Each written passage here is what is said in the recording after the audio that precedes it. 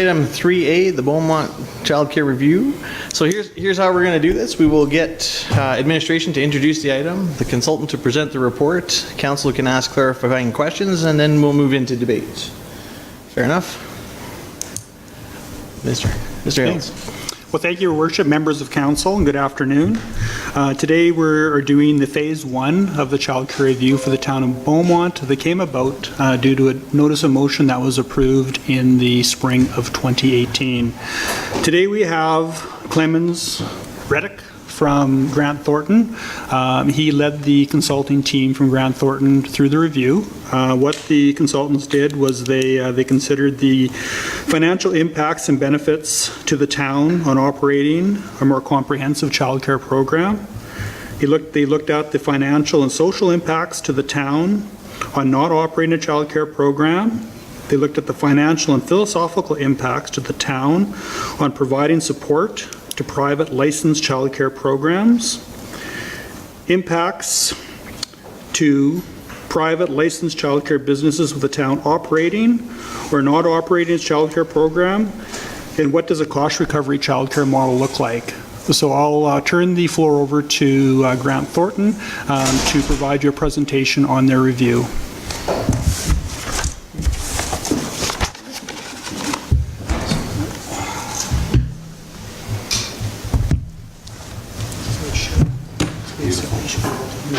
Yeah. Awesome. Wonderful. Thank you, Your Worship and councillors, for having us in today. And hopefully we can provide you with some context for an effective decision-making process in this really important aspect of this community's life. So, may I proceed with the presentation? We'll skip past this slide because it's all legal stuff. So I'll walk you through our presentation portion is relatively short because we wanted to provide as much time as possible for interaction, for questions. And the numbers reported there, should you need to cross-reference because you want to dive in more deeply right in the moment, those are roughly the parallel page numbers in the larger report in the presentation.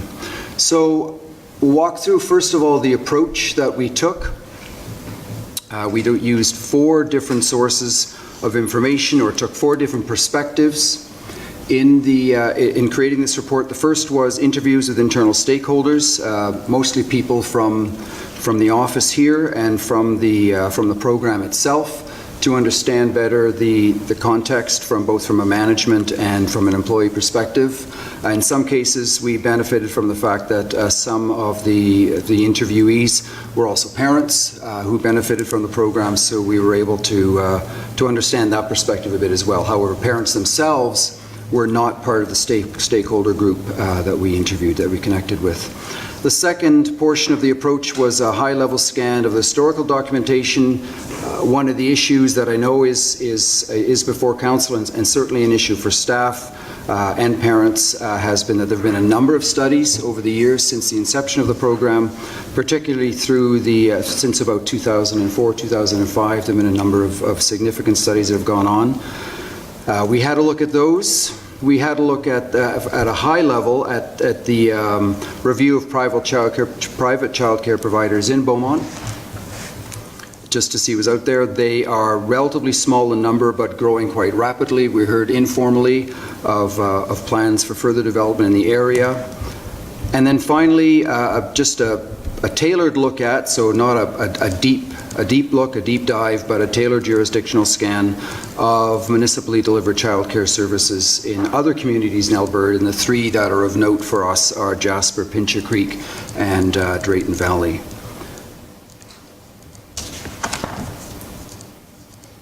It's probably important in terms of approach to say what we did not do and what this is not. This is not an engineering study or a scientific paper or even a financial audit. So it's not a data or finances driven research project. It was an attempt to understand the context from a holistic perspective and understand that while there are certainly data, demographic, financial drivers to the decision that it is, in the end, a community, a cultural, perhaps even an ethical, values-driven decision.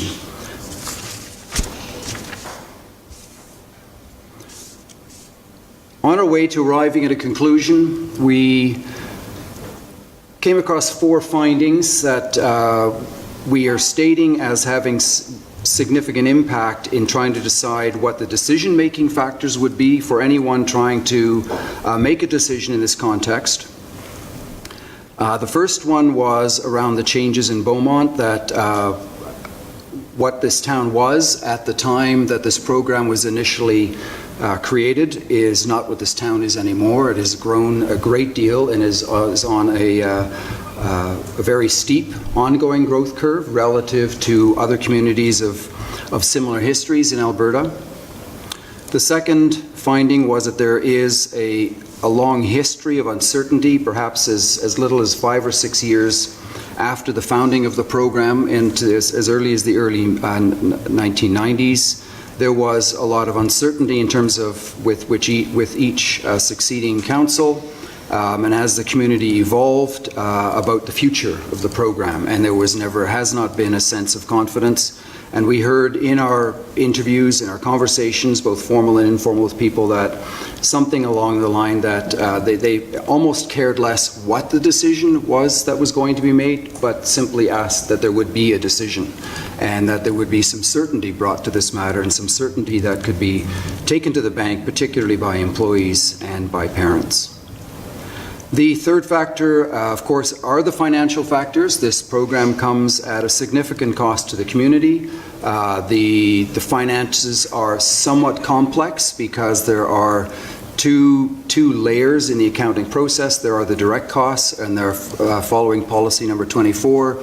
There are some costs that are accounted for and understood, but they're not calculated in terms of the subsidy provided on a dollar basis to the program. So there's some complexity there.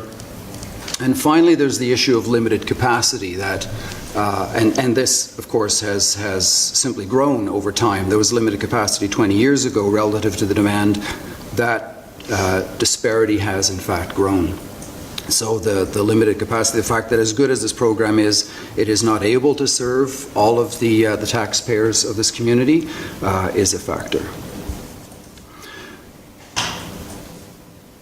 Before I move off this slide, I think one of the things that's was important for us as we looked at the reality on your behalf of childcare in this community was that whether didn't really matter which of these 4 factors we looked at,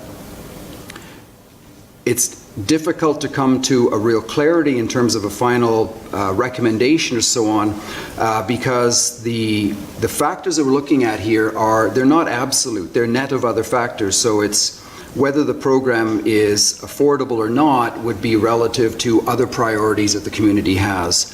The role of childcare and the support of young families in this community would again be net of or relative to other priorities that the town has, and also the realities here are relative to the realities of some of those other communities. So it's a somewhat complicated picture. It's not black and white, and it is largely values driven.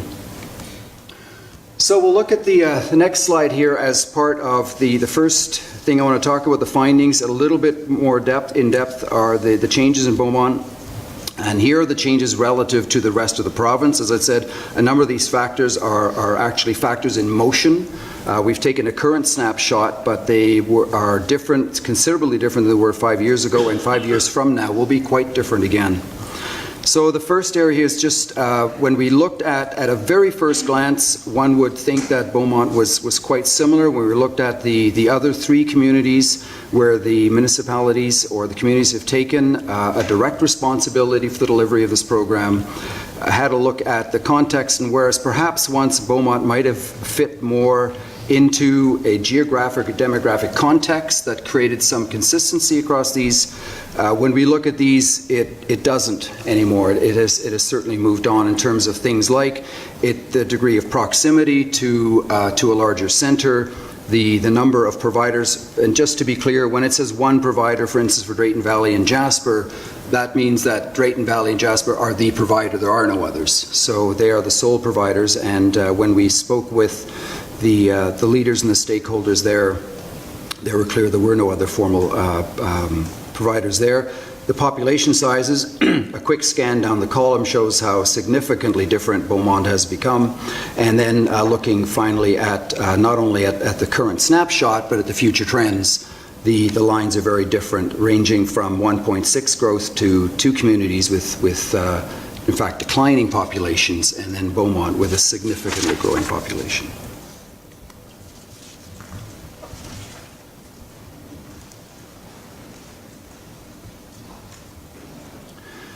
The second bullet, the first one we've just talked about, the second bullet, I just want to point out that these changes suggest the original premises upon which the original program was founded may no longer be valid. We're not saying it isn't, but if there was a context in which that program was created and a need which it sought to address at the time, given the rate of change over the last 3 decades, it's reasonable to think that a complete review based on the fact that the town has changed is appropriate.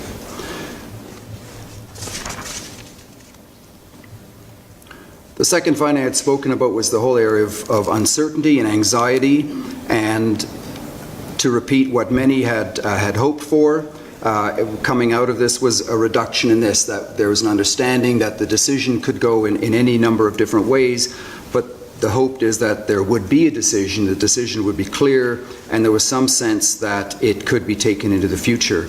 And I'll bring this up for the first time, it'll come up a couple of more times in the report, is the idea that there is an understanding that change is inevitable, so it is not the change itself that people are perhaps afraid of or that is a concern, it's how well it will be managed. And when we spoke to parents and employees, there's of course the sense of personal impact. How will this impact my family, my children, and as an employee, my position? And it's just that sense of looking to leadership. So there's a bit of a window into the future and a bit of certainty as to how life is going to unfold for those two key groups of stakeholders. The financial factors, as I said, I'm happy to walk you through the numbers in some detail. Like I said, there are a couple of complexities. The final bullet on there, the final 2 bullets touch on that to some extent. But again, while the numbers can be high, if we wrap everything together in the final bullet, we're over $500,000 a year in how the cost of this to the town is accounted. But what needs to be looked at, and several of the stakeholders brought it up in the interviews, is an understanding of whether it's affordable or not is also relative to the other priorities that citizens and yourselves may have, and that cost has to be understood in the context of whether or not it erodes that capacity to do other work in this community. The basics, I'm sure, are already well understood. The second bullet, reviewing policy number 24 around the capping of the subsidy to the program, and that policy then goes on also to exclude a number of line items from the budget which are accounted here. The value assigned that exclusion in 2017 was $264,000 plus. And so when the last bullet, what that describes is the subsidy and the line items not included. That's how we arrive at the rough cost. We understand, and past reports have already touched on this, that there's some debate, and has been some debate for a number of decades, over exactly how that accounting should proceed. But to date, that's how it's done.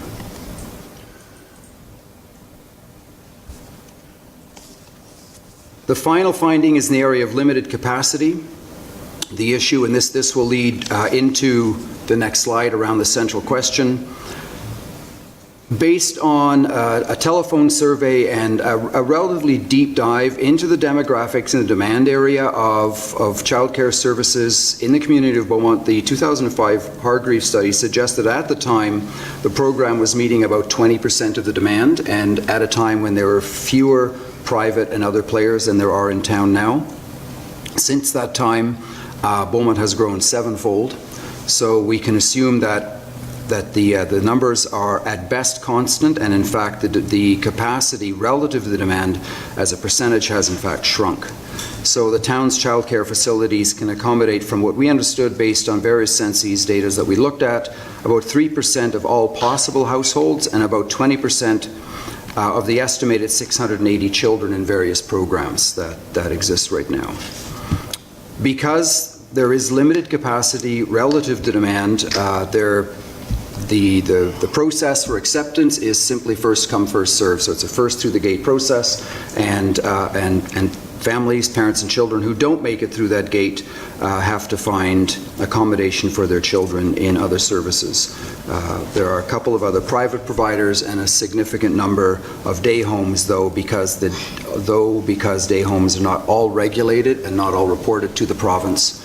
We don't know the exact number. We have a rough estimate of the number of day homes that are licensed and acknowledged right now through some different associations.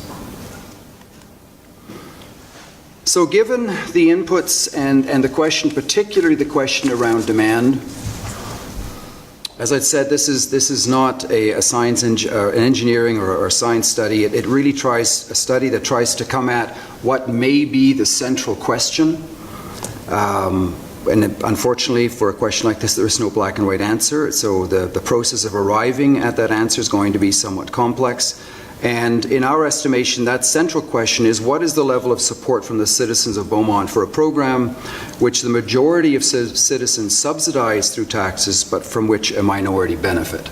So that has to be answered by council and in its communication with the rest of the town.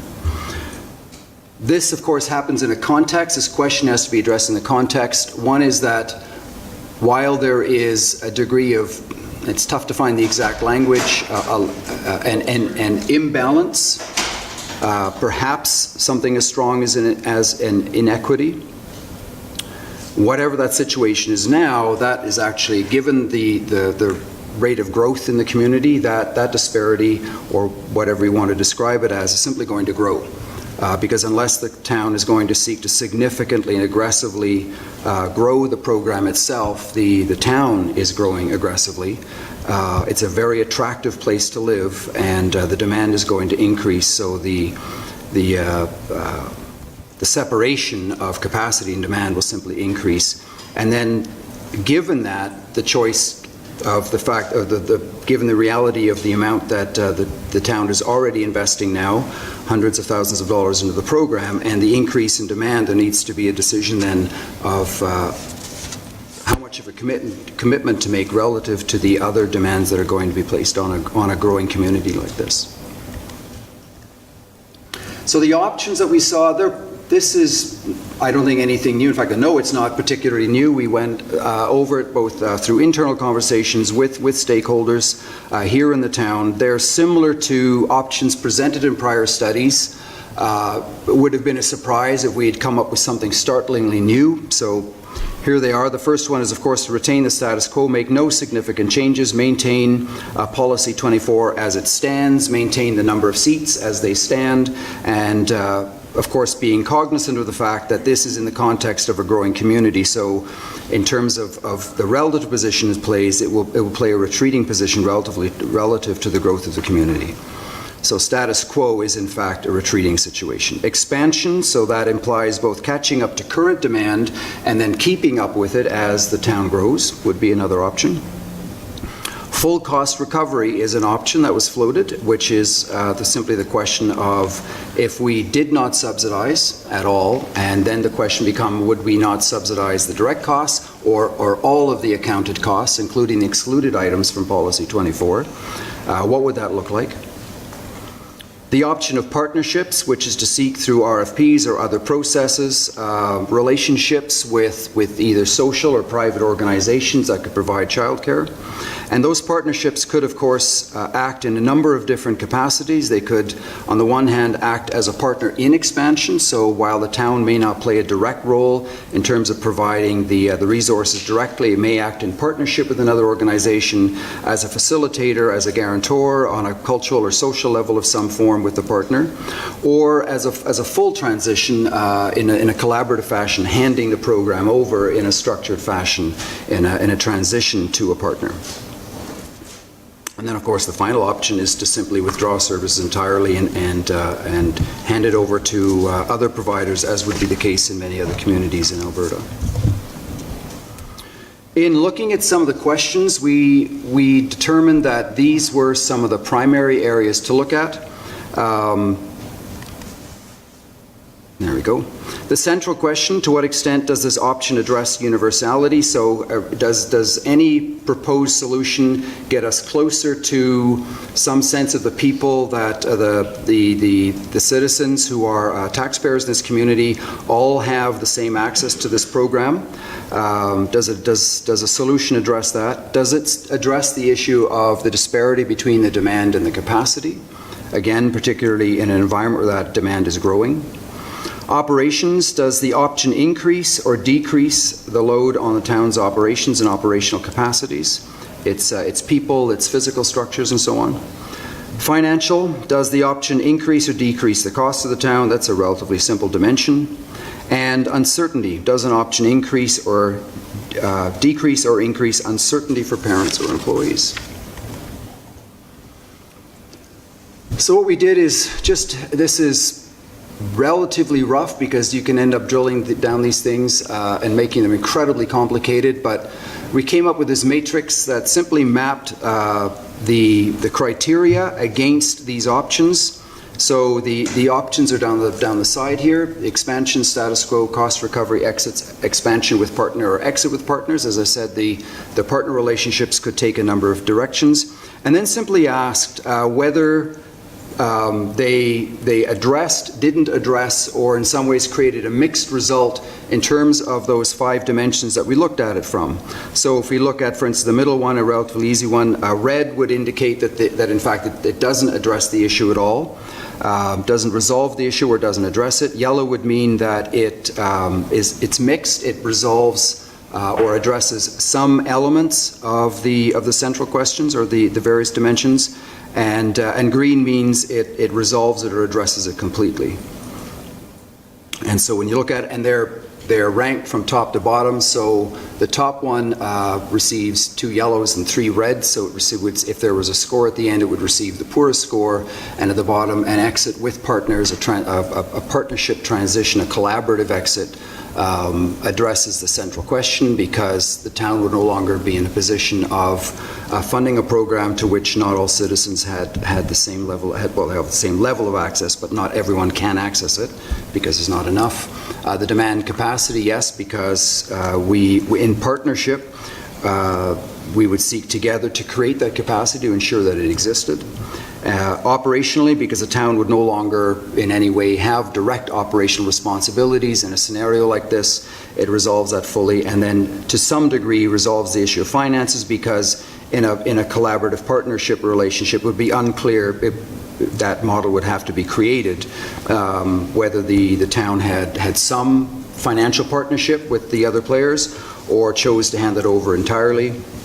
And with the uncertainty, of course, there won't be a green there. You can't ever get to 100%, even if this council decided to proceed, for instance, with the status quo. There's nothing to keep a future council from overturning that again, creating another study, and moving forward for another round of this. So we can get to yellow. We can get to things that we believe, and the report goes into this in some detail, that some of these do a better job of at least partially addressing the uncertainty, but we don't resolve it completely.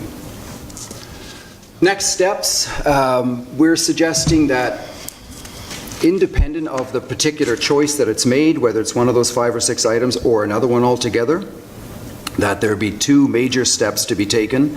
The first is to collect further input. One of the things, for instance, we don't have great visibility into is the actual capacity in this town. In 2005, the Hargreaves study went some way towards it, where they actually conducted a telephone interview on a sample basis with the entire community. So they went much deeper into this, and something like that would need to be repeated to get a better sense of the exact nature of the situation, and then to create a transition plan. And again, the idea of the transition here is critical because of the degree of uncertainty that exists around this. and to make sure that people understand that even if they are not on the same side in terms of the possible decision, at least that the terms are agreed upon, that the kinds of things that are being measured are understood and agreed upon to be valuable. So for further input, in that first area there, the top two are bolded because they require some further attention. The second three, the operational factors, the financial factors, and the risk factors, those largely exist in documents and policies and processes that already exist in the town. But the first two will need a deeper dive before a decision is made to understand that better. And so we'll look at those two in particular. The first one is community and demand. This is an understanding, both to understand the community, its will, its complexity, its nature, the fabric of it, and specifically from a simple data perspective, what exactly is the level of demand, understood both from an early child, from an EC perspective, and an after-school services perspective. In our perspective, this now, at this point, would change from a report or a research process trying to understand what the reality is to an actual change management project where we're now looking at the elements of buy-in, of common understanding, of collaboration, of clarity, and all the kinds of things that a good change management project would seek to incorporate, particularly that of buy-in. And then the second one is the area of market and capacity. So this is the more data piece of it, determine the total current and planned childcare service capacity in the town of Beaumont. The report drills to some depth into what we've understood and the amount of information that we were able to gather from some of the businesses that have set up shop in town over the last few years, gone to some of the day home associations to understand their presence in Beaumont. Some of these things were clouded because the models are sometimes quite different, creating an apples and oranges thing in terms of the ages of the children served, whether they were or were not after school and daycare mixed programs, or entirely one or the other.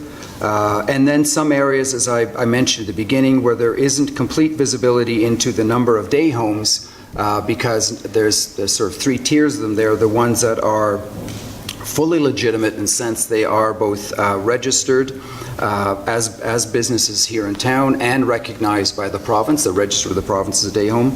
Some are one or the other, and some are neither, so they're largely invisible to us at this time. And then the second market capacity would be an ongoing conversation with the industry, such as it is, to understand who has expansion plans. Some of the people we talked to in the private area did have expansion plans. They definitely saw an opportunity here and a very, very real need. And also more colloquially, informally shared with us that they had heard with their ears to the ground of other players very interested, given the growth of the community and its proximity to Edmonton, to set up shop here as well. So an understanding of what that future capacity exactly represented. And then finally, a look at the transition plan, which in our minds would have 3 C's to it that would drive it, would give it a framework. Those would be communication, continuity, and collaboration. And many of the issues that are addressed here, ones I've brought up, the whole issue of anxiety, the stability and predictability for all of the stakeholders, taxpayers, parents, employees, and the other private childcare providers in the community, and a consideration of stakeholder impacts. And to get at that, the communication is a very important piece of this. Good transparency, but also a continuity plan to understand that whether we were going to stay at the size we were at, the status quo, or there was going to be a commitment to growth, to expansion, or a commitment to turning the other way, to handing this over to private providers or to enter into partnerships. The issue of continuity was clearly first and foremost in the minds of the employees we talked to, and those that were able to share with us their conversations with parents in the community. That was the thing, again, there was not necessarily a significant investment in what the model would be, as long as that model took care of their children, so that if there was a transition, that the transition was simply well managed and things weren't dropped in the middle. And then if there is a partnership, the third piece would be the collaboration, a collaboration plan that set out exactly the relative roles and responsibilities of any partners with the town to deliver childcare, either in expansion or simply as a parallel partner in something like the status quo, or if it was a handover situation, exactly what that would look like and the relative roles of the two parties. And that is that. Fair enough. Your Worship, we're open to questions. Yeah, thank you very much for your presentation. It was in depth, and so was the report, and we appreciate that. So at this time, I will open the floor to council for questions of the consultant or administration. Councilor Barnhart. Thank you very much for the report and the presentation. I felt your report was very well done and gave us lots of food for thought. And this is a complex issue, as you well know, so you're not giving us the answer, you're giving us the process, and I appreciate that.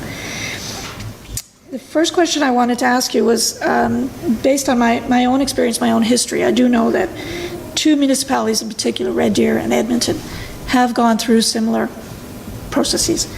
And it's probably in many cases now 30, 40 years ago.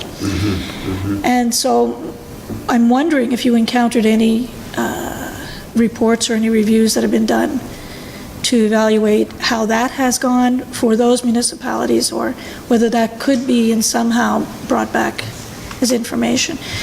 We have enough years of experience now to know what was the ultimate change that occurred as a result of that. Yes. My impression is, give you my impression, having been intimately involved with both of them, is that more choices are available.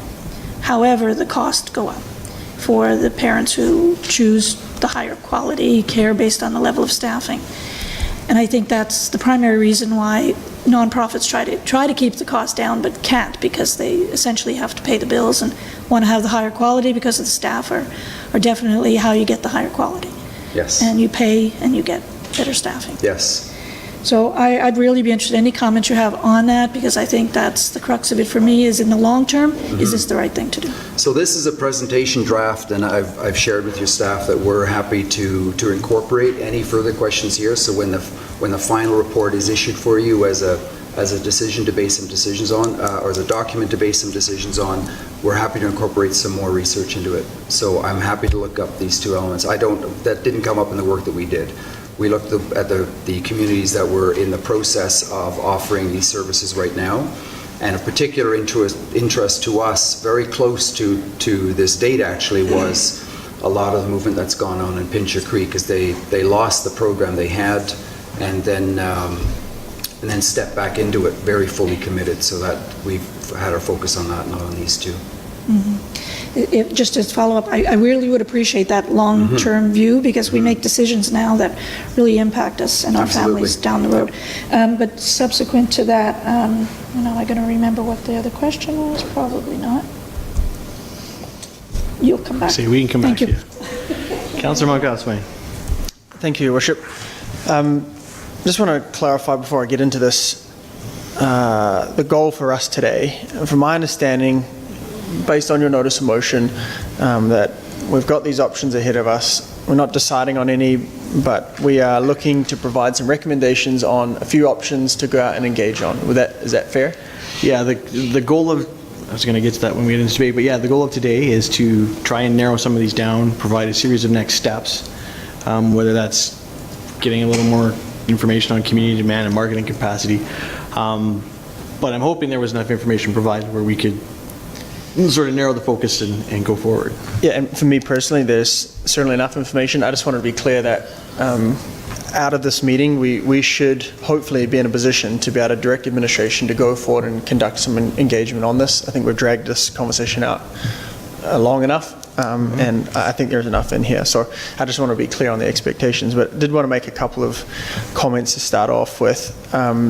Firstly, thank you for the report. We get 1 million of these, and this... Well, not 1 million, but... Yeah. Seems like it. So we get a significant amount of these throughout the year, and this is one of the better ones that I've read. In fact, reading the report changed my mind, which was interesting. Going in, you had your own perspective, but seeing the comparison. So I did want to thank you for taking the time, and you've obviously done a lot of work here. I also wanted to acknowledge the the staff and the parents who have had to endure this yet again. So I really appreciate the fact that you brought up the uncertainty piece around it. I know there's a lot of parents here today that have had to deal with this and ongoing again. And for me, providing certainty, you touched on it, but that's the number one key thing for us. We don't want to be in a position where in 3-4 years' time, there's 7 other people up here and having to ask the exact same question. So to me, that's a key priority for us that we need to be cognizant of.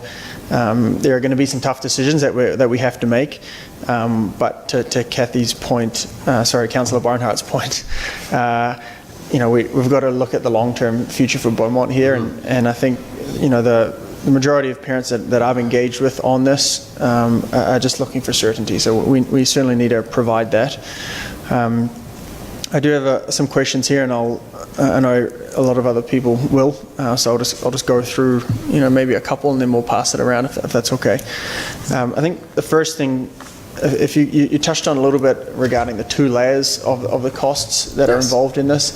I think the report explains it pretty well. I thought you touched on it probably a bit too quickly in your piece.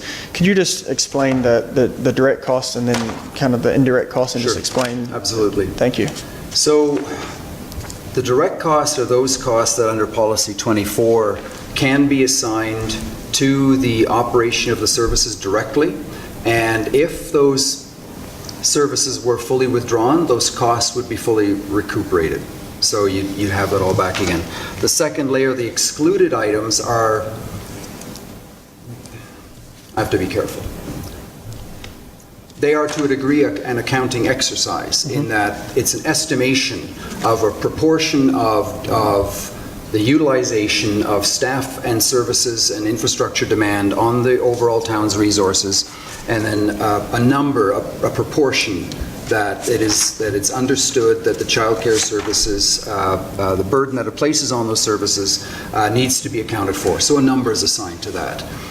The difference, so that's the difference, and just like with the first one, what we see is if we close the program entirely down, those dollars are entirely brought back. The excluded items, if the program is shut down, those dollars are not recuperated because the cost of having HR staff, of accounting staff, and other kinds of services, those continue whether the program does or doesn't. The day-to-day responsibilities are withdrawn, so the people are no longer doing that work for the child care services, but the dollars are still spent. So the point I made in the report was that it is, however, valid, though we don't gain that money back if we don't run the program.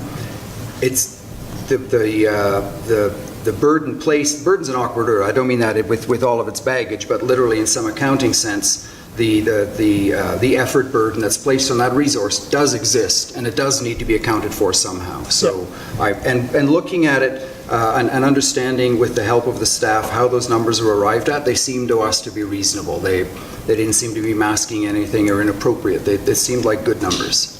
Thank you. And yeah, your report identified, I think the direct costs are pretty straightforward to understand. Absolutely.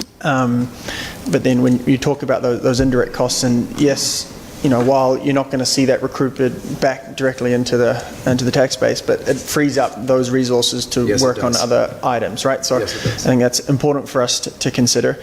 So I should mention that while my first question was about the finances, this isn't a finance. It's part of finance is a part of it, but certainly I don't think the mayor brought this forward just to try and save some money. Right, we're trying to provide certainty for the community, and I applaud the mayor for the leadership of bringing forward this tough item for us to consider, because it's gone, and you've seen it before. It's come forward and it gets a little testy, and then it's pulled back, and then it's brought forward because it's new council, and then it's brought back. So we need to look into that. Can I ask a follow-up, one more there, Your Worship? Sure, go ahead. Thank you. So do you mind, Shalane, pulling up the larger report so I want to go page 35, I think, of 72, please. And you touched on your report before, so I'm looking specifically at the exit with partners section here. So we gave you 5 options, you kind of came back with 6. The 6th option here, can you just provide a bit more detail about what would be involved? So to summarize, right there. So to summarize what you're saying here is that the town would look to exit, but they would find some partners to help facilitate that, and to your point before about ensuring continuity for the parents and stuff. Could you paint me a picture of how that would look? Like what's a time frame for this? Who are these partners? How would that potentially look? Yeah, we thought about that a bit, mostly in response to that the first point you made there around the time. And we couldn't give you a number, but we know what some of the key factors probably would be. Certainly one of them would be the speed at which you were able to understand what the total demand was that you're trying to serve, because the transition plan, the continuity piece, will only be as valid as your ability to provide the confidence that we really are taking care of the children in this community, and all of them, not some of them. So however long it takes to arrive at what that number is going to have an impact. The next thing that will have an impact on that is the speed with which you're able to find those partners, whether it's through an RFP process or an RFQ process, or something else. There could be other processes used to identify who those partners are. And then one of the other factors will be a decision around the whole question of, will there be some kind of aging out process? So will you create a transitional process where those that are already in care stay in exactly the situation they're in to minimize disruption, which again is at least a factor that have to be considered? Or do you draw a line at a certain date and say whether a child is currently in this situation or that situation, we're going to move them from reality A into reality B? Or do we ramp up capacity as the children that are all currently in our program slowly age out of it, and then when there's a relatively natural and easy transition, do we move at that point? So that date isn't fixed at this point, but I think it's another factor that has to be considered. It's part of that whole transition continuity planning piece. So would it be fair to say that you didn't look into potential partners as part of this report, as part of this process yet, in terms of who those might be? Correct. Only as a class. So because we know that there are generally, although new classes are emerging, when we're seeing the growth in Black Gold and the government with its $25 a day program, we are seeing other layers of sort of public service involved in this question. So that itself is an emerging reality. But traditionally, there's been 2 classes here. There's been the YMCAs, the YWCAs, so the not-for-profits, and there have been the private providers. And we didn't look beyond the fact that those 2 existed, and that because again, in our conversations with the private providers that we were able to get a hold of, they told us they were full, they were waiting lists, and given the right environment, they would expand. So there's a real appetite and a real interest here. So we know that exists. We don't know what the capacity or the interest would be of some of the not-for-profit providers. We didn't dive down into that because we didn't interview anyone in that area. Okay. I'll yield. And Councillor Van Newkirk. Well, thank you, Your Worship, through to the presenters. The nuts and bolts of your presentation, I have to give you a thank you in the concordance of your document, as in including the page numbers on the slide that it works with in the report. That's the first. I haven't seen that in a while, so thank you for that. It made it a little easier to go through. Certainty is important. It's the 6th time since 98-99 that this conversation is here. I was actually surprised to read that as we went. I guess not surprised, but surprised in the same breath that you could put a bulleted list of the times the conversation has come up and went out there and retracted. I think there's an inherent responsibility in asking questions and starting conversations, and that is, finishing conversations, providing answers, and providing certainty. And I hope this council can provide that. So just a comment. Question around the central question and how you created that. Sure. It seems that the central question is actually the central question of municipal services, in my view, as in value for what citizens pay for, and not everyone uses anything. Maybe just a couple of comments on that, and then I have another follow-up question to that. Yeah. Sure. Well, I'll pull back the curtain a little bit. This was quite a conversation on our team, how to phrase this, because we knew we were moving from something that was whether it was initially phrased as long as 2 months ago as quite encompassing, and at its edges perhaps touched a bit too much on statements about Canadian culture and so on, in terms of the idea of, equity and access, equality of access and so on, and try to pull it that did seem to us to be the core decision, and it would be a decision that the community would have to make in some sense, politically or collectively or both, that it was simply the piece that was left after we'd scraped everything else away that for myself as the primary writer was staring me in the face, which was, we have a rapidly growing community. We have something I didn't comment on in the presentation, but commented on several times in the report. It is a fantastic program. That's the one piece. I know some of and I mentioned the report as well, as some of the previous reports tried to look at it, perhaps the quality of it, perhaps suggesting that if it were not a good quality program, that would be an argument for its reduction or elimination. They didn't, and I certainly wouldn't. It is a first-class program. So and it was perhaps that evoked that in the first place, which was that while it was wonderful, that in itself created its own problem. In some senses, if it were a mediocre program, the fact that only some citizens had access to it would be perhaps felt in some senses a bit less of an issue. But to have a program that is, in many senses, almost a provincial gold standard for something like this should look like, yet only, if we look at the early childhood component, 78 children are able to access it of the total number of children in the town at one time. You stand there looking at that number going, this just doesn't feel right. And so you try to unpack it and then wrap some language around it that would describe what that problem is. And that's what we came to. In my suggestion, it was removed, so I can say it anecdotally, it was removed from the report, was also that it struck me in my understanding, as a Canadian citizen, that typically we've had two approaches to these kind of things. Either something that was supported by taxpayers was available to all taxpayers, or something that was supported by all taxpayers may not be available to everyone except for a certain class defined by need.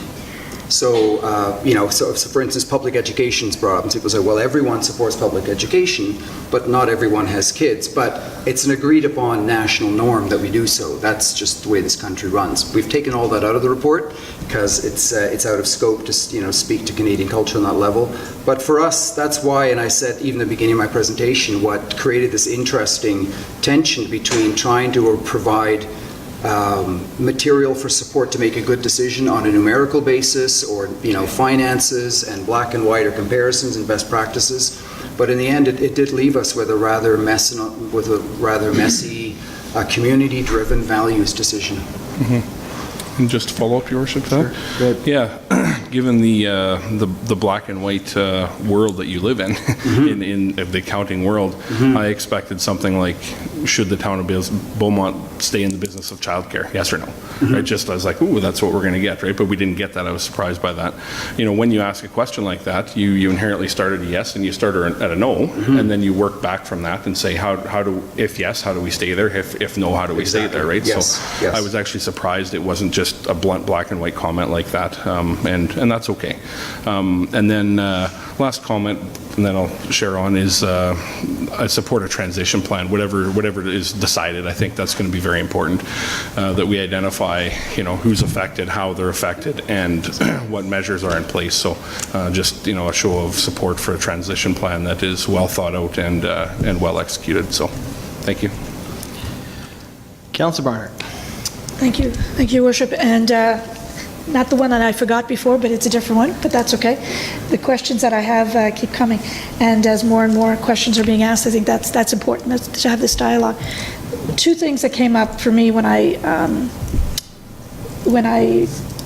kind of absorbed it all was that no one's disagreeing that we need more space. Where that space is and who provides it, that's the rub, right? And the other thing that I don't think anyone's debating is that we have the highest quality center that I know of and want to keep that for more children, not just for a few. Yep. So we agree on some key components there, which helps me to form my opinion as to what the next steps are. But not tipping my hand yet on that one. What I want to ask the mayor, if he could clarify for me, the motion that's before us, or the recommendation that's before us, talks about input on one or two of the findings. And we're looking at options already. So I'm a little bit confused whether we are looking for further information on the findings, and I can tell you which ones I'd like more information on, or if you want us at this point to start reaching consensus maybe on one or two options, because the language is a little different. Okay, I got to admit, for me, options and findings are sort of the same thing. Not in the report, they're not. So, but the intention today was to come back and execute phase 2, which was to be able to provide some direction around, we're not going to sit here with all 5 of the options as presented, So or the 6 of the chart, options. you're looking at the I'm chart. looking at the chart. Okay, We're well, gonna that helps me. Yeah. Pick a couple off there and go, rather than try to keep the scope wide. Let me just clarify that, when we say the chart, we I mean the 6 mean- options on the chart. In my- I mean, go to page 10. I think it's page 10. I just think it's important to get that scope down. Yeah. Yeah. It's the same one. But yeah, that's sort of the chart we're looking at, and we got to start to. I don't want to leave here today with the scope being as wide as it was. Councillor Danluck. Thank you, Your Worship. Gentlemen, thank you for your report. As mentioned by my other colleagues, I've gone through a lot of reports too. This was, I think, a very fair report. You posed questions, you gave answers on both sides of the debate. It comes down to philosophical, social, economical issue, and it's not an easy decision. But as other council have already mentioned, we have to provide some certainty to this program, and I'm in favor of certainty. When I talk to a number of parents and people around town, most aren't aware that we actually subsidize the daycare program in Beaumont. And the amount we have subsidized, that surprised everybody I talked to. At the councillors' debate when I Do was you have questions, or are we into debate? Sorry? Sorry, you got it. Questions? Okay. Okay. Let me go right to a question, then I'll call my comments for later then. And in 2009, in the report, it said we had 25 staff and 185 kids in the program. 2018, we have 32 staff and 138 kids. So staff went up by 27%, but space went down by 25%. I'm assuming that's correct. I just find that's rather surprising. Is that based on, can we give any history on that? Is that actually an accurate number? We've increased staff but decreased spots? That's how I interpret that information. Sorry, what page did you get that from? The 2009 report, so I don't have the page in front of me, but it said there was 25 staff, 185 kids, and then in the 2018, where we are now, we have 32 staff and 138 kids. Did I misinterpret something? Perhaps I did, but... I'm trying to recall, frankly, Yep. and I believe there was a third Let me just try and find where I found program at the that. time.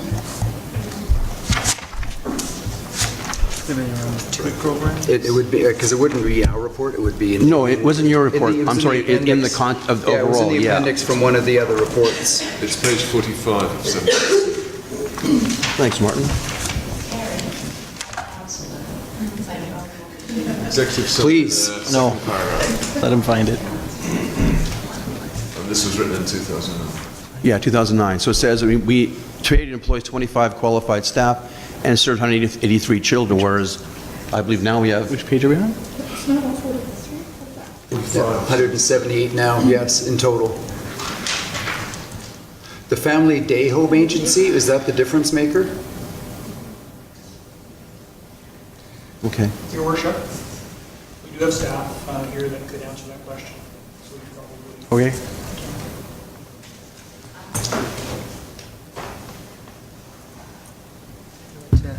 Your Worship, that would be the Family Day Home Programme, which was in existence at that time, which we exited out of in 2012, maybe?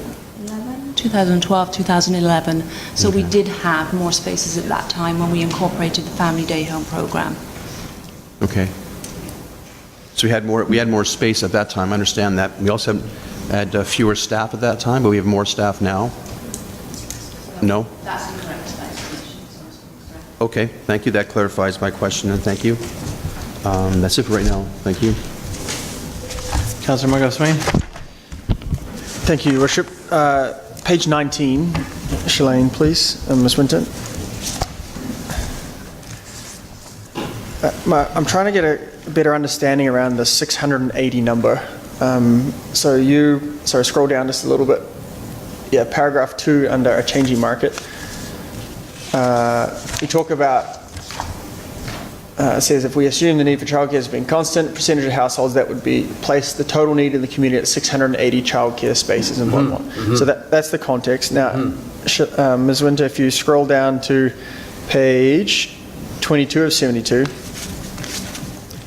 I just want to be clear on where we're getting those numbers from, and a couple of residents have asked a similar question, which provoked for me, and I just want to make sure we're not double counting, just to see where that comes from. And the example I'll use is my own kid who is in a day home, so I would consider that part of a daycare program, but also in a preschool program. So it goes to l'école des petits for a little bit during the day. Yes. So I just want to make sure that 680 number, we're not including those preschool programs. So in that number, is that it?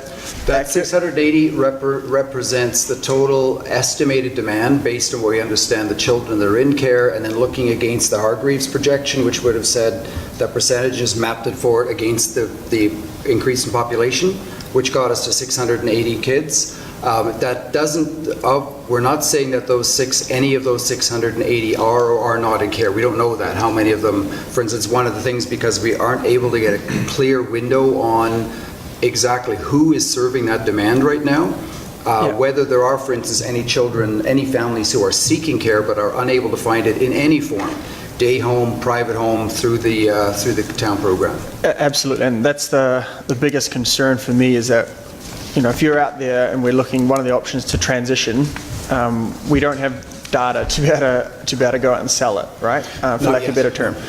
So you talk about a market capacity study and all that sort of thing. Yes. Again, that's a costly, lengthy process. And so, but I just wanted to be clear. To me, the 680 number seemed low. To me, I just wanted to make sure how we ended up with those numbers. But to be clear, we're not double counting. So my kid isn't counted once in the preschool program and once in the. And the other area where that number could become significantly larger is the choice at which do we cut off before and after school care. Exactly. Which could easily make that number. I don't know how big, for instance, the junior high school population is here, or even the older elementary. That could be a very large number now. So these would be, that 680 would be the number of children requiring during the day care. And you point out another thing which also makes this complicated in trying to understand how families are being served, is because we could tell from our conversations and from looking at the numbers that we were looking at and having some of these conversations with some of these players, was that parents were doing, as you described, cobbling together programs. They would be in one location for preschool, or before the day they'd have a childcare program, and then potentially be looking for someone else, a third party, perhaps a day home, to look after the child before they got home from work.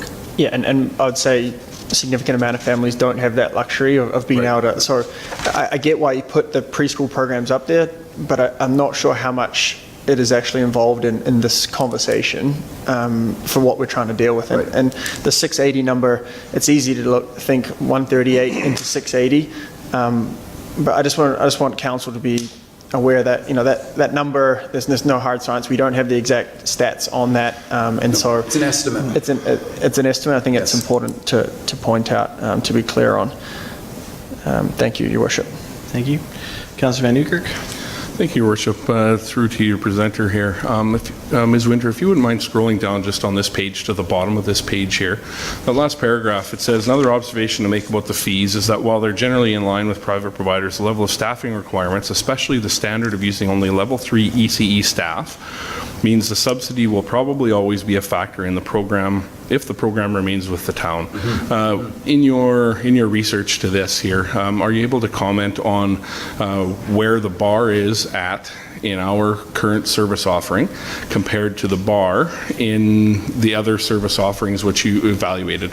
Our level of training is here. Was the level of training in the other ones you evaluated, was it here, or can you, or are you able to comment? Yeah.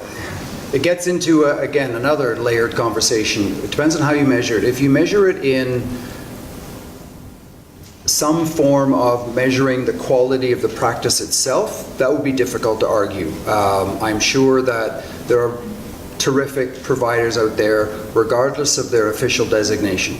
If we were to measure this, the levels, the formal levels of education, the town program based not just on the private providers in the town, but even provincially, is high. Many of the other programs require a minimum of level 1 and typically tend to hover around there because for a number of reasons, level 3s are harder to hire. There are not as many of them, and you would of course have to pay them more. It would drive up your costs, and as if you're in a for-profit business, justifying that cost becomes more challenging.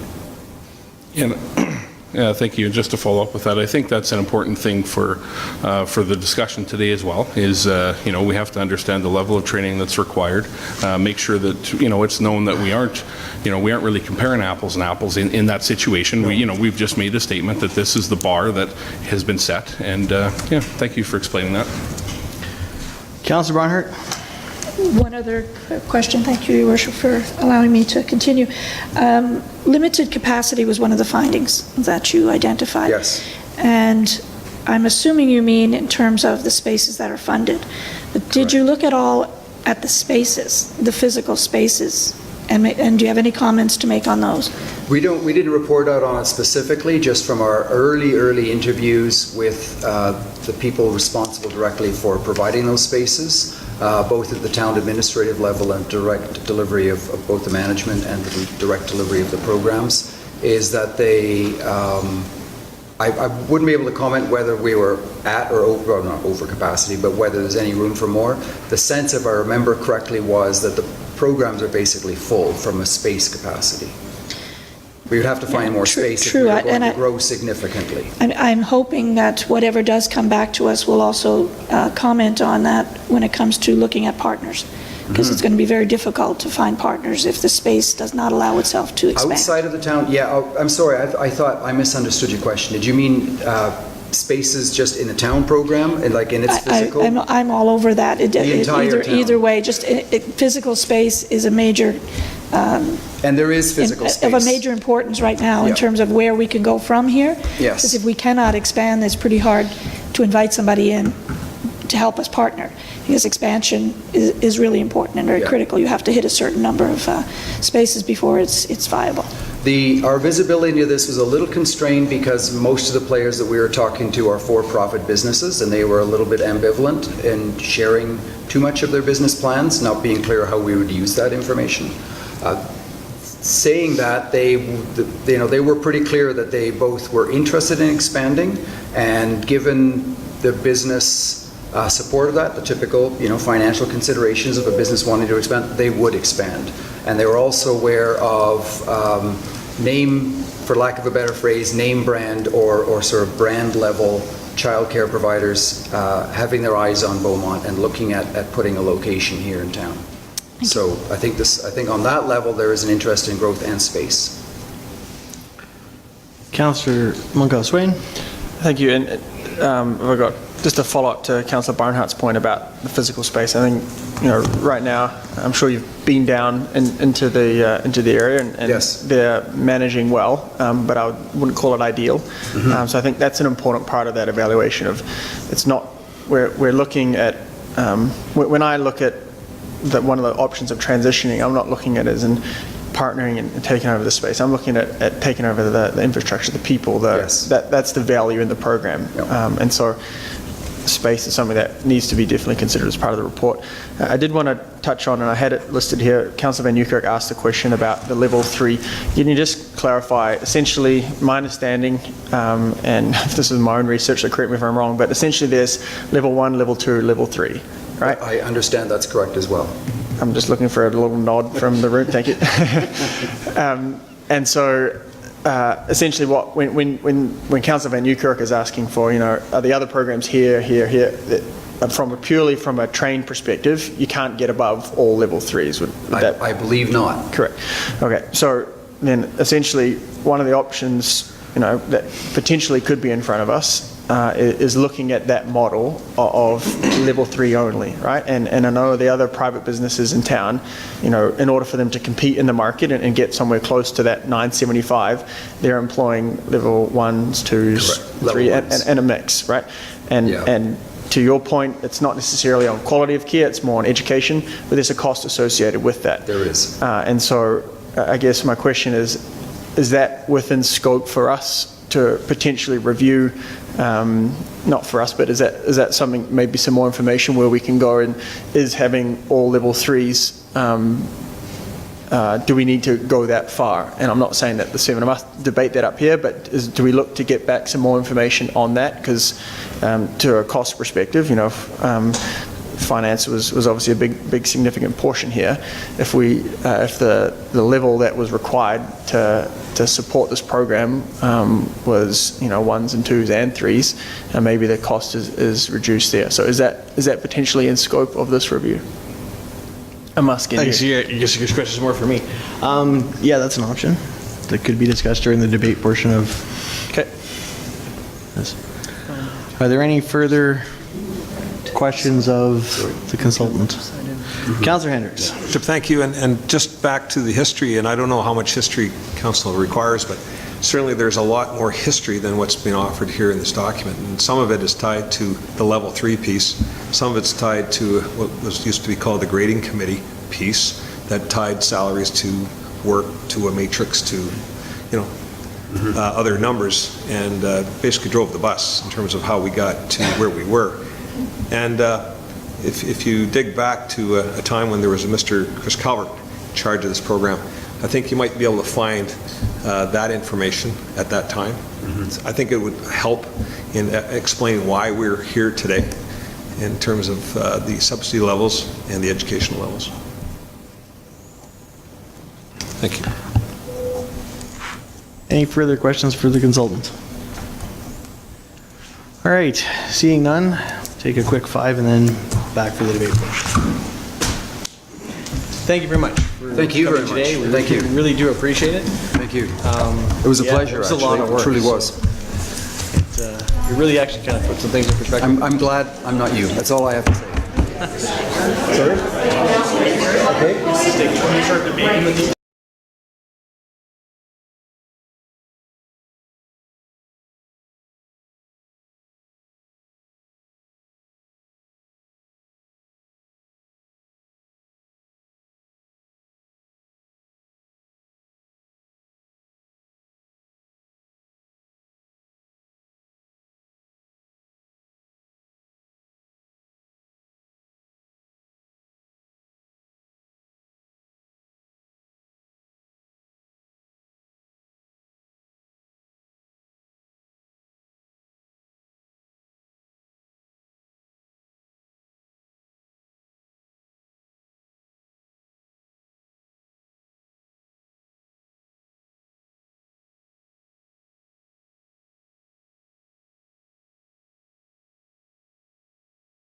Call the meeting back to order.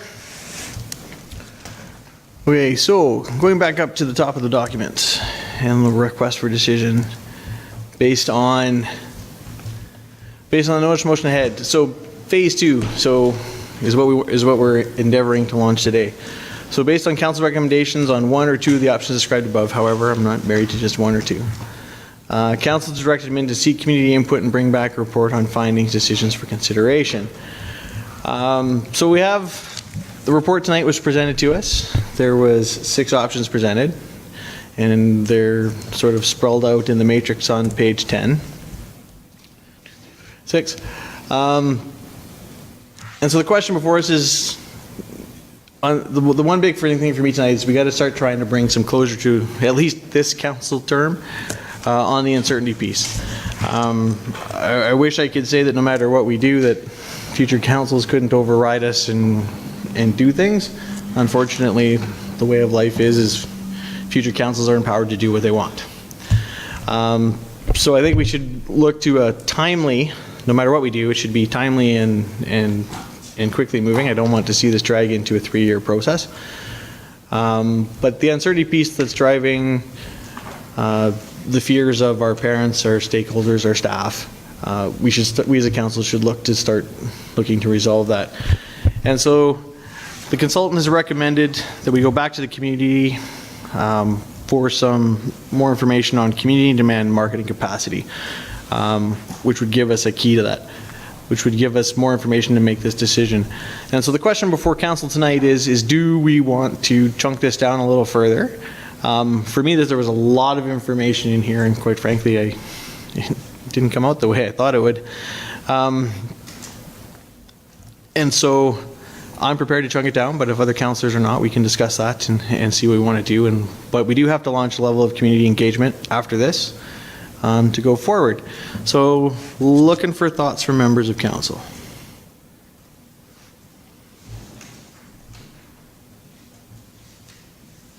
All right, seeing none, I guess I'll start. Fair enough, I don't mind. I was getting that. There's a couple thoughts to speaking first and speaking last. So for me, actually, I thought the way forward was actually expansion. And then looking at this chart, expansion actually causes the most fear, confusion, detriment to the organization. And so I was really kind of interested to see it, whereas you to the bottom of the list where we were looking at exiting with partners and cost recovery. So those are sort of the 3 that I would like to see, that we sort of look at as part of the debate tonight. If there's other councillors that want to discuss other ones, I'm open to debate. Councillor Stout. Thank you, Worship. Could I just ask you which 3? Could you be explicit about which 3? For me, I'm looking at cost recovery, exiting with partners. Thank you. Are the 3 that seem to be... The expansion. Well, expansion, if you look at expansion, it's just a mess. If you expand with partners, it's still a mess, but yeah. I don't think expansion is the route, just personally. If you think I'm wrong, then... Councillor Stout? Thank you, Your Worship. My immediate thought was that taking the chart at face value, and we could argue and debate about whether or not we think everything is as it should be in the chart, but taking it as it is, I'm not sure why we would consider the first 3 options, expansion, status quo, and cost recovery, because they don't address all of the issues completely, and each of them has red spots against them, basically. I would confine it to the bottom 3, based on what's been presented here. It seems to me that this is a case for eliminating the top 3. Fair enough. Councillor Barnhart. Thank you, Your Worship, and I'm close to where both of you are, with the exception of not doing any expansion. And as I mentioned earlier, sounded to me like there was consensus that the town of Beaumont, the community of Beaumont, needs more spaces. And that's why I would say leave expansion with partners in as an option. It may not work out, but I don't think we eliminate it at this stage. Well, I agree, because one of the recommendations made was to go do a market and capacity study, and that will tell us that would inform whether that's going to work or not. We'll need more spaces or we don't, so I'm willing to let that go too. I would also agree with Councillor Stout, and the bottom 2, to me, are the ones that make the most sense, based on the analysis that was done, and I think it was a good analysis. Okay. Further comments from members of council? Councillor Van Newkirk. A few thoughts, I guess, and then I'll, tip my hand as to where I'm thinking. Just as a follow-up, a rhetorical question. If the tables were turned right now, if Beaumont didn't have a childcare service and someone sat before us and suggested that we get into the business of childcare. I'm curious to see how that conversation would go, and then how deep down the hole we'd get there. Rhetorical question, not looking for any response. I'm just... Actually, I don't think it's entirely rhetorical. Well, I think it addresses the core issue of why we're here. that's right. Okay, so fair. Secondly, I go back to the core question and the question I asked earlier to the presenter, and looking to simplify it, is should the town of Beaumont be in the business of childcare? I think that's the question we ask, and then we get a yes, no, and then we drive from there, which probably supposes us to the bottom three. I guess I would call them options 4, 5, and 6. From a business perspective, is the right mix of skills and salary commensurate to the service expected from the majority of the potential customers? So I asked that question because a mix of level 1, 2, and 3 may give a better business opportunity and a better business case for the excellent service to continue. And I challenge that the service delivery need not falter if you have a mix of seemingly less qualified, it would say, but that does not mean less skilled or less caring or less able folks. There are a lot of people who have none of those certifications who are top-notch providers, and that's just a fact. I do have a question for admin.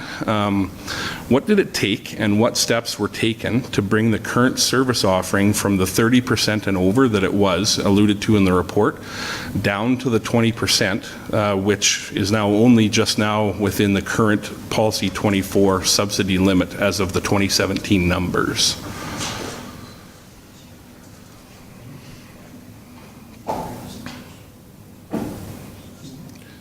Do you want me to rephrase or? Hang on, they're just Repeat. So the report alludes to, so policy 24 has a 20% subsidy limit. In the past, as in years previous, it alludes to the fact that it was 30% or greater, as in what was happening with this service offering was actually operating outside for quite some time of the town's actual policy. What steps would have been taken to bring it from 30% to 20% or below, such that we are now within the town's own policy? Through your worship, to the councillor Steve, and the rest of the council and the audience. There was a lot of hard work done by staff in the budgeting. I think that number probably started coming down since 2012. So there was a lot of work on that. In regards to yeah, that's number one. And then when we're discussing budget on this coming Thursday, Friday, and Saturday, the other reduction that you're going to see in 2019's budget is that we didn't replace a senior staff member who left to go to school, and we reorganized everything. So that's even brought it even lower. But staff have to be commended because they were not only dealing with the 20% prior to the change of the current policy. There was also a maximum subsidy per child, which was well exceeded, even more than when looking at the 20%. So that portion of the policy was taken out. But no, staff have looked for creative ways to keep the costs down, and so forth. And also last year, the salaries for the staff were red circled. And to further add, because I was on council back in 2010 when this all went down, there was also some fairly aggressive fee hikes that went with it. Okay. So I guess to conclude my piece, I wasn't voted on council yet when the budget process went through last year, but I was eagerly involved in providing some comments to council at the time. My head has been at okay, we need to be looking at a cost recovery on a service such as this, and looking at an exit or an exit with partners. So that's where my head has been through this. If needing to pick between the 6 that are here right now, the expansion with partners, I would be open to hearing what that's all about. But at the precipice of this, I believe the actual question is, should the town of Beaumont be in the business of childcare?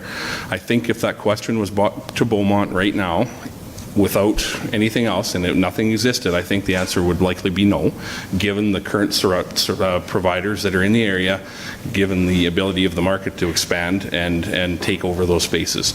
Now, what I am not saying is that the quality of our services are low. The quality is high. I am not looking to devalue the services that people get or devalue the dollars that our residents pay towards this. I just believe from a cost benefit to residents, when you talk with folks, as Councillor Daniluk had said, there was a surprise that there was such a big line item associated with childcare in Beaumont. I 110% support why, the mayor at the time put this into place, but I truly believe Beaumont's in a different spot right now. So that is to say, if we had to pick two, I would be Exit or Exit with Partners. I would add a third in there in cost recovery, although it does have a lot of yellow and red involved with it, likely because it would be a drastic fee hike for folks, right? And so I think that's probably not a viable solution. So I would suggest that it would be either a drastic fee hike or a drastic reorganization of how that program is delivered. So just to share with you where my head was at. Councillor Daniluk, Thank you, Your Worship. I think Steve read my mind, so I'll keep most of my comments a little shorter because of that. But I want to emphasize a couple things in that. My position is, I understand why daycare started back in 1980 with 2,600 people in town. The town's changed dramatically since then. We have the best daycare in the province. I don't doubt that for a moment, but the best costs money. And a subsidizing program, it goes back to, it's a philosophical question where it comes down to it, should Beaumont be in the business of running a daycare? At this point in time, I would say no. I agree also, if the question came to us right now, I would probably say no to that as well. So I'm of the opinion, you want some feedback, Mr. Mayor, on where we're sitting with the matrix here. I'm in favor of cost recovery. Moving to 90% from 80 this year is what my expectation would be.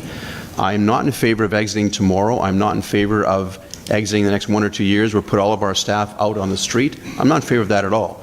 But I am in favor of exiting with partnership into the future. That may be 5 or 6 years down the road if we have a proper plan in place and finding proper partners to take our time and do it, as you say in the report, do it correctly, provide certainty. I'm fine with that. But I think we have to have some cost recovery in the short term, and we have to have a very strong plan to exit out of the daycare business with a partnership to ensure that the quality of the daycare is maintained to the best of our ability. I know we have a lot of level 3s, which are the best quality daycare providers as staff. That's great. We may need to look, if we move to a 90% model, maybe we only have, if we're replacing a 3, maybe replace it with a 2.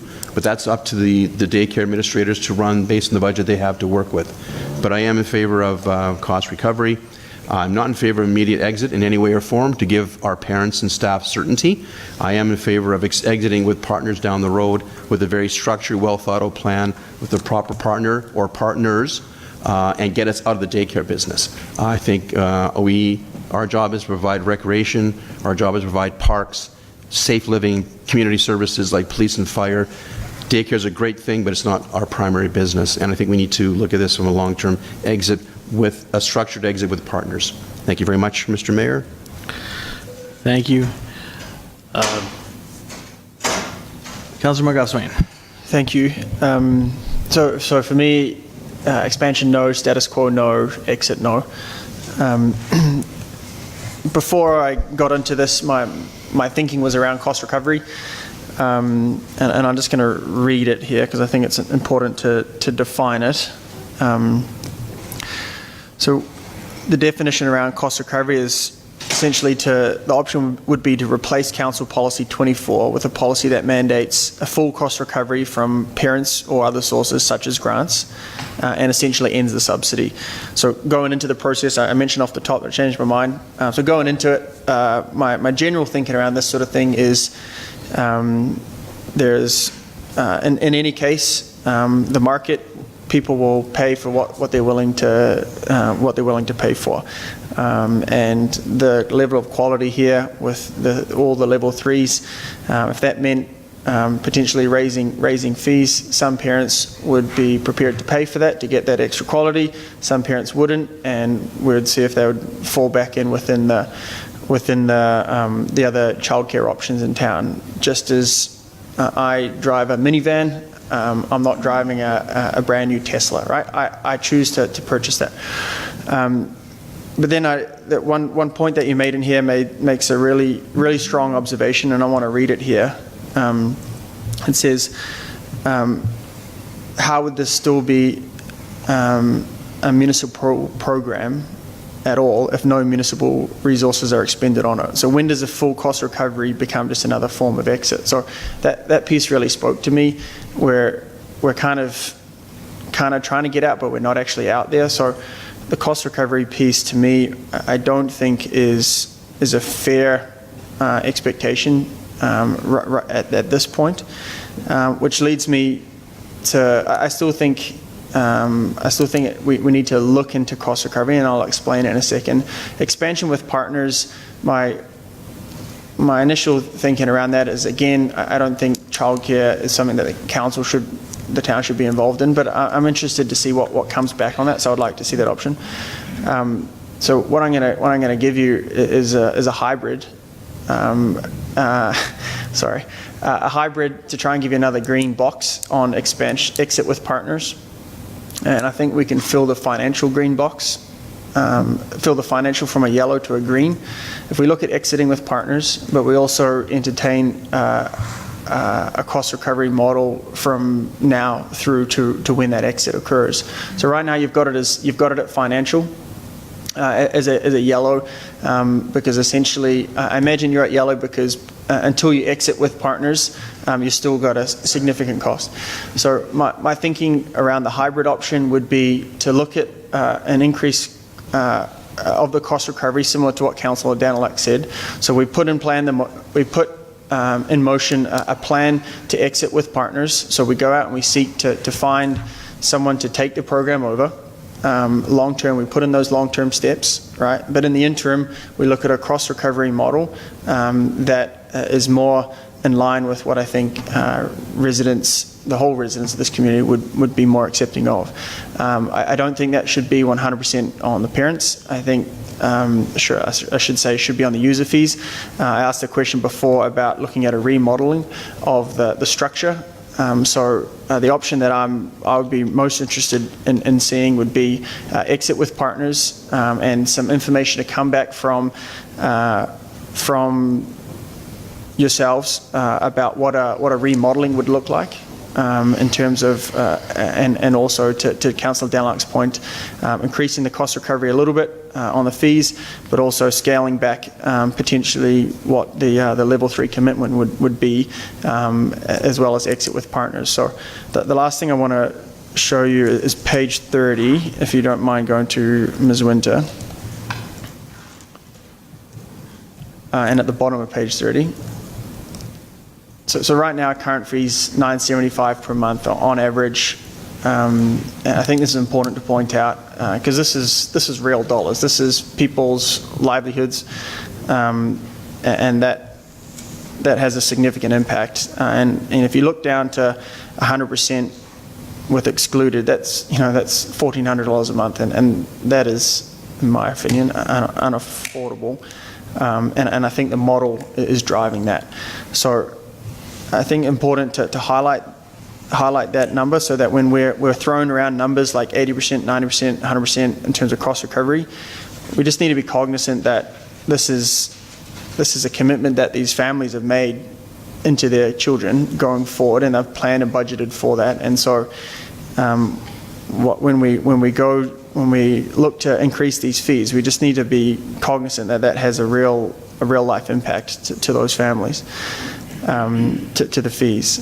On the other hand, we need to ensure that our precious tax dollars are going to programs that all residents can benefit from. So in summary, if we go back to the slide on page 10, I think it was, it's on quite a few of these, yeah. So in summary, expansion with partners, I'd like to see more information on that, what that means. Exit with partners with a relook at the financial piece to try and increase the cost recovery, including remodeling. Didn't mean to smack the mic.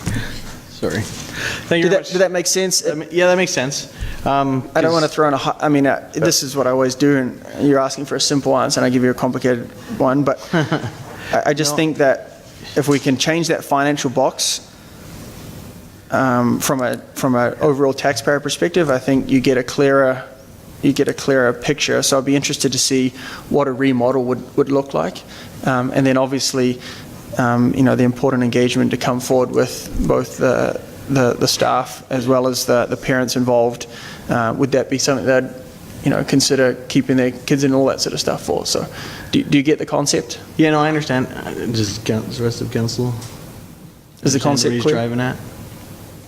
Steve, you're good. But yeah, no, it's not necessarily a. Yeah, it's not necessarily a an all or nothing for each of them. There could be, depending on the community engagement that comes back and the marketing capacity, the demand and the marketing capacity, and that will inform how a lot of this will transition out. I think we need to do that engagement piece, but I like where your head's at with both you and Councillor Danlock. So, Councillor Barnard. Thank you. Thank you, Worship. I just want to make sure I understand where Councillor Munkoff-Swain is going. You've taken off expansion and status quo. Those two options are not anymore on the table from your perspective. And I think I've heard that from just about every councillor, that those two options are not options any longer. And the bottom four seem to still be in play. Exit is not, for me, just plain out exit. That's not an option. But I've heard some councillors saying perhaps that is still an option. Yeah, that's a good summary. That's where we're sitting. Yeah. So I'm pleased to see that Councillor Munkoff-Swain has said expansion is still there, depending on what comes back. Some responses from our community. And partnership. I really don't want to land on what the model is. I don't think, number one, I don't think that's our job. But I do think that some of the things that were said about reducing the number of qualified staff, I would have a very difficult time with that. So that's our quality right there, and operationalizing that to me would be a mistake. Perhaps there's other ways. If I could finish, I know you would jump in on me. There's other ways. One of the ways is expansion, quite honestly. There's a cost benefit to having more spaces and how you do that and how much you expand. We've been restricted. I think the town have been restricted deliberately for financial reasons to 138 spaces. And that means that you can't expand. And so some of the expansion can occur depending on your model around how you provide services. I mean, specifically, I've been involved in expanding to family day home, infant care, other sorts of services, shift care, etc. One of the questions I wanted to ask the administration, and I might maybe miss that opportunity, but I'll throw it out there now, around the $25 a day childcare programs. The province has moved in that direction of providing more quality care at a reduced rate for people who can't afford it. Let's face it, Beaumont has a lot of people that have a lot of money, but we have more and more people who don't. And so to just think that this is going to be a program only for those folks that can afford it, I don't think that would be proper either. So looking at other models, other grants that are available now, to me would make sense. So I'd like to see those four bottom line, well, I guess taking exit out, for me, 3 out of the 4 bottom ones looked at further and brought back. Fair enough. Sure. So 2 things. So I don't think cost recovery is part of the model going forward. I think we can put that out. So to add on to your summary, I think it's just the bottom 3. When you said you don't think a remodel from an operations perspective is the right way to go. Just the staffing. The staffing, yeah. Could you... That's talking about staffing, that's for administration to figure out. It's not really ours. But anyway, go ahead. My question is not for you to... I'm not asking you for you to provide what you think the value is. I'm just curious on you didn't think that it was our job, and neither do I. So that's why I asked for the report to come back to be able to provide that. So are you in disagreement with the thinking along that, or are you just in disagreement with council having that discussion? I think it's fine to be proposing options and direction and giving some ideas, but to actually come up with what that model should look like, I think the administration needs to weigh in on that. Yeah, and couldn't agree more. And certainly, if that was what you took out of my long ramble, that wasn't the intention. Just a caution. Yeah, no, absolutely. Thank you. All right. Councillor Van Newkirk, you've been patient. Well, thank you, Your Worship. And just to add on that as well, I brought up the level 3 and asked for the clarification on that because the information is presented in the report. It is a factor in the decision, and it is a factor, and it was significant enough to bring it up in the report. So I believe looking at that, not our job, but it is going to be a piece of the model that comes back to move forward. To clarify my position, cost recovery, I had said basically 3, 4, and 6, cost recovery being on one end, exit being on the other, because I always think that you need to look what is the most drastic thing that could happen and how would that affect people. So those are the two ends of where I'm at, and then 3, 4, and 6 expansion with exit with partners being in the middle, which is where I kind of lay my cards down is, as I did earlier and I alluded to, around committing to a strong transition plan, because whatever we decide, that's going to be the success of this. And exiting with partners, is the middle. Cost is over here. Exit is all the way out is over here. And so just to solidify my position and where I'm at with that. So, fair enough. Councillor Danlock.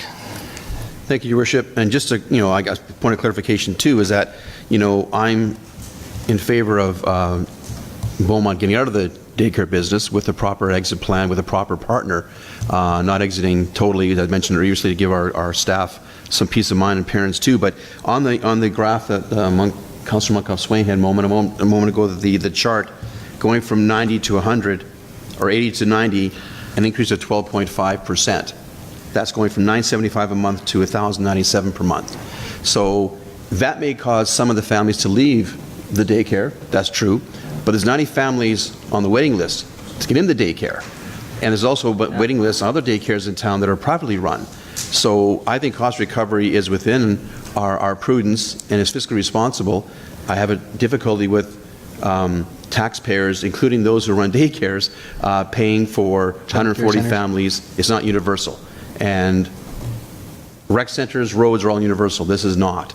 And that's why I'm favoring getting out of it eventually with a proper partner. But I mentioned a moment ago about staffing, though. Level 3s are great. That's fantastic. So if we go to a 90% model and we lose some parents, they'll be replaced by those on the waiting list. And if they're not for some reason, we have vacancies, then it's up to administration with the budget they have saying, well, do we need to make a change between 3s and 2s? That's not our decision. I just made that comment earlier. That becomes a business decision if all of a sudden there's spaces available and no one's knocking on the door to fill them. But I'm confident with 90 people on the waiting list, I can't see us having any empty spots in the daycare until we find a partner in the future. Thank you. Okay, just to clarify, what we're going to do with childcare fees is actually a discussion for budget.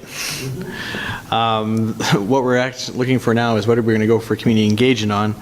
And so far, just looking at it, there's strong appetite for cost recovery, expansion with partners, exit with partners. Exit sort of falling off the bottom of the pack, at least just what I'm hearing from council. But I would leave it in there just because there is some interest to look at it. Give administration the direction to go back and look at community demand, marketing capacity, and all those operational factors in relation to those 4. And then, because I don't think anybody's happy with the status quo, and I don't think anybody's happy with us expanding on our own. So, we'll go. Am I getting it? Councillor Danlock. Your Worship, just to clarify, I understand what you're saying, but when I read this, exit to me means we exit, we're out, there's no partner, there's no transition. I don't think anybody in council, from what I understand today, wants exit. So I interpret exit as being, we are done, we close the doors, lights are off, and we're done, people. That's not what exit means to me, so I don't think anybody means that. I don't think you do either. Can I get a nod of heads? Do you just want to drop that off? I interpret it that way as well. Yeah. Well, I interpret it that way too, but... I wouldn't give administration to look into exit. Okay. Yeah, just to clarify. No exit. Okay, exit's off the list. Councillor Monkoff-Swain, or is that your... That was my point. That's your point. Okay, so getting back to summarizing again, so exit's off. I didn't hear it quite correctly. So we want to go forward with the next steps in engagement in relation to those 3 pieces. Cost recovery, expansion with partners, exit with partners. Am I hearing that? Yeah. Do I have somebody comfortable to make a motion? Councillor Moncton, you can speak before the motion. Thank you. Before you sneak a motion on me and cut me off. I'm going to make you do the motion. So I haven't heard anyone articulate, and maybe I didn't hear Councillor Van Nieuwkerk correctly. I haven't heard anyone articulate the cost recovery piece and why we should go out and look at that. I think you specifically mentioned that this is a budget item, and fees is something that we look at. So explain to me why we would go back and look at the cost recovery model, given the fact. Given the fact that the question that was posed, if we look at 100% cost recovery, it's not really a municipal service. It's just another form of an exit. Well, because I'm sort of of the standpoint that if you had a program that's working well, they can get to 100%. From a business perspective, let it ride. It's not costing us anything. It's not outside, and we can argue about the overheads and how they translate in a municipal corporation and how they get calculated as to whether or not they should be carried in. But for me, if it's not costing us anything and the space is there and the staff's there, it's just a flow through and you just run with it. And that's my personal take. Yeah, so I would argue that it's taking a physical space right now that we're not getting lease revenue for. That could go somewhere else. You saw the numbers of, if you're looking at the 100% cost recovery piece, you're looking at $1,400 a month that includes both layers, right? I would say that's significantly outside of the average market. I think what we need, and so the reason why I'm trying to define this is that we need to be able to give people a clear understanding of what are the options on the table, and the more that you have, the more complicated it gets. I haven't, again, one argument, but just because you think it might get to 99%, but ultimately it sounds like discussion, we're either expanding it with partners or we're getting out of it with partners. I haven't heard a specific argument to let's go 100% cost recovery. So I would rather give them just two options to go forward with and go and bring the information back on that. Okay, further debate reigns. Councillor Barnhart, followed by Councillor Danlock, followed by Councillor Van Nieuwkerk. Okay, just to your point, which was well articulated, but it raised the point for me. Partnership depends on finding partners. If there are no partners willing to either exit or expand with us, then we're back at square one. So perhaps leaving in at least one of the others, whether it be cost recovery or exit, makes some sense. Because then we have door A, B, or C. If A and B are locked, what are we going to do? So I guess you talked earlier, and that I didn't have it on my list to start with, but I put it on after you spoke, because you mentioned a model of operating that might have better cost recovery. So I don't want to close that door if the other two don't open. You follow where I'm going. So it's not 100% cost recovery is the goal, as much as it's all we'd have left if we wanted to stay in some way somehow versus the exit. But maybe that's the conundrum that we deal with at that point. I just want to keep one option. That would be my point, is ultimately I get keeping the options open, but what we're looking to do, once we go through the consultation, we're going to make a decision on which one we pursue. And so we're going to say, let's say expansion with partners. They're going to go and do that work. We've got all the studies, and they're going to say, yeah. Now, part of that, they may come back and say, actually, no one actually wants to get into that space, and there's nowhere for else to go. And so, tough luck. And now you're going to have to come back and make another decision, right? So, and at that point, cost recovery could come back on. What I'm trying to make sure that we don't overcomplicate the engagement piece on this. It's already a confusing topic, and you're going to have 138, specifically 138 people that are really interested in it, and it's going to be tough to explain to the wider population about the need and value of this.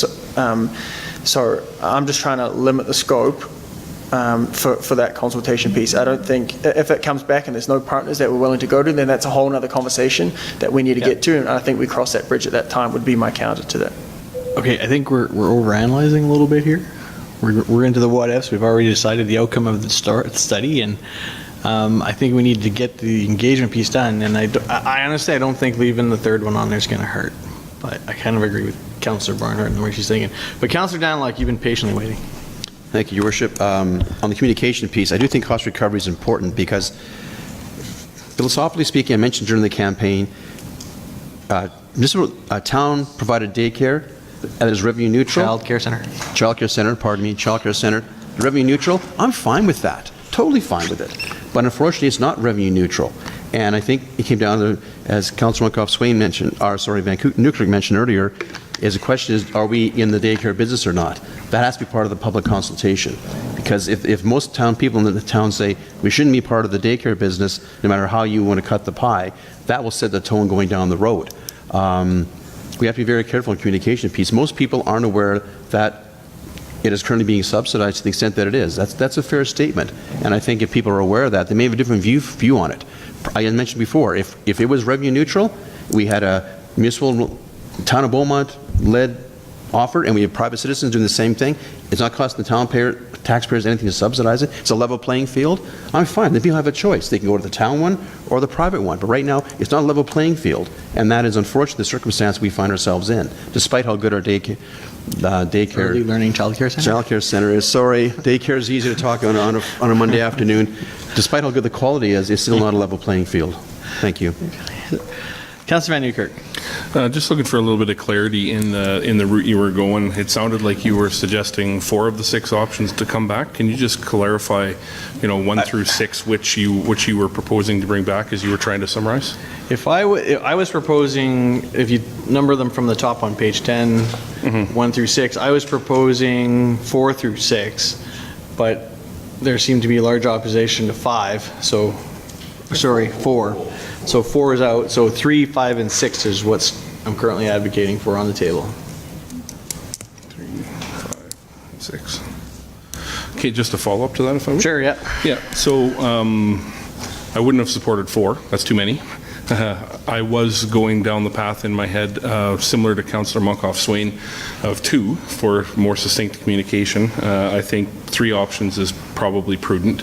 When I do read the report on exit, it says there may be a transition period, but this would only be a fixed period and not involve partnerships, right? So exit would be whatever we would make it. It could be an exit over 1 year, or it could be an exit over 5 years, and so just to not sound as harsh with exit as might have been presented, it's going to be what we make it.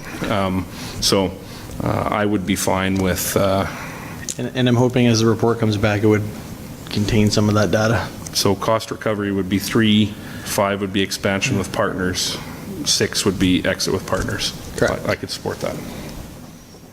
So long as the hybrid version that Councillor Monkoff-Swain, so long as that satisfies Councillor Monkoff-Swain as well, right? Because if you created a new option there, we would almost say we have option 7, right? So it's not for me to put forward, but it was a piece of our conversation. As the report comes back, we can mix and match and go and that sort of thing too. So okay, 3, 5, 6. I could support 3, 5, 6. So you prepared to make the motion, or do you want me to do it? Go ahead. Okay, seeing no further discussion on the table, I move that we go back for public engagement and consultation for looking at community demand, marketing capacity, while looking at options of cost recovery, expansion with partners, and exit with partners. Discussion on the motion. Councillor Monkoff-Swain. He was up quicker than you. Could we as with anything, I always like time frames. Do we have an idea on how long this would take? And I know I kind of asked you before and you kind of dodged the question, so I'll ask you again. It was a good dodge, but I won't let you get away with it. So when we're talking about, so discussion on the motion, I'm fine with those 3. Councillor Barnhart made a good point. I'm good with that. But in terms of the study, I always get concerned about we just study and study and study and study, and it costs a lot of money. And ultimately, we're looking to recover. We're looking at 267 hard thousand in hard money. And how much is the study going to cost, and how long is it going to take? And eventually, we're just studying, and we could have just left it, and we would have been fine in the first place. So, do you have a rough idea of time and cost? Sorry, Phil, to break in. If they don't have an answer today, is it acceptable if they bring some stuff back at budget in a couple days after they've had a couple days to consider it? Absolutely. But anyway, if you can answer the question today, that's no. So budget, that's satisfactory? Yeah, I mean, if you can get it back by budget, yeah. So I think go ahead on the 3. I think they're separate things though. The study, the outside study is separate, right? The market capacity study is separate from going out and engaging on these 3 options with the community. Yeah, there's different pieces to all of that, so they're going to go out and determine what the demand is, and the demand is what the community feels about it, and what the market and the capacity is in the market. And whether Okay. So we're still Did I get discussing the that motion. right? Sorry, go ahead. If I'm where I'm at with this is I'm conditionally supporting the motion, given the as long as we get a timeline and a cost of what this impact is going to be. It's hard for me to approve a study, and it could be $100,000, could be $500,000, could be whatever, right? So that's the information I need. Well, I agree, and we'll get a cost for budget, because it will cost some dollars. Yeah. And it has to be done soon, and because like I say, I don't want this to turn into a multi-year process. In fact, I'd like to see it over soon, but we can have more discussion on timeline at budget, depending on cost.